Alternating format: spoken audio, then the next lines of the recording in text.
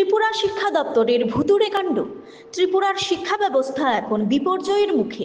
অভিযোগ, বিদ্যাজ্যোতি প্রকল্পের ইংরেজি মাধ্যম বিদ্যালয়গুলিতে কেন্দ্রীয় এনসিইআরটি ও সিবিএসই নির্দেশিকা সম্পূর্ণ অগ্রাহ্য করা হচ্ছে। ষান্মাসিক পরীক্ষার ফল প্রকাশের আগেই তড়িঘড়ি ঘোষণা হয়ে গেল পিরিয়ডিক টেস্ট 2 এর দিনক্ষণ। জানুয়ারি মাসের পরীক্ষা নভেম্বরের মাঝামাঝি শুরু করার ঘোষণা। এর ফলে মাত্র 2 মাস সময়ে অতিরিক্ত সিলেবাসের চাপে নাজেহাল ছাত্রছাত্রীরা। এত অনিয়মের পরও শিক্ষা দপ্তরের উদাসীন্যতা চোখে পড়ার মতো। অভিভাবক মহল প্রশ্ন তুলছেন, শিক্ষামন্ত্রী কেন গুরুত্ব দিচ্ছেন না সিলেবাসে? শিক্ষাবর্ষের সংশোধিত সিলেবাস এখনও এসসিইআরটি এর ওয়েবসাইটে আপলোড হয়নি। ভুলভ্রান্তিতে ভরা পুরনো সিলেবাসেই চলছে কাজ। স্কুলগুলি নিজেদের মতো করে পরীক্ষার কয়েকদিন আগে সিলেবাস প্রকাশ করেছে।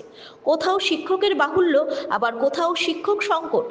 বহু বিদ্যালয়ে একসাথে একাধিক ক্লাসের ছাত্রছাত্রীদের বসিয়ে ক্লাস নিতে হচ্ছে। অঙ্ক ক্লাসের জন্য শিক্ষকদের মধ্যে চলছে দায়িত্ব ঠেলাঠেলি। চাকরিচ্যুত শিক্ষকরা বলছেন, তাদের অভিজ্ঞতাকে কাজে লাগালে রাজ্যের শিক্ষা ব্যবস্থার এমন বেহাল দশা হতো না।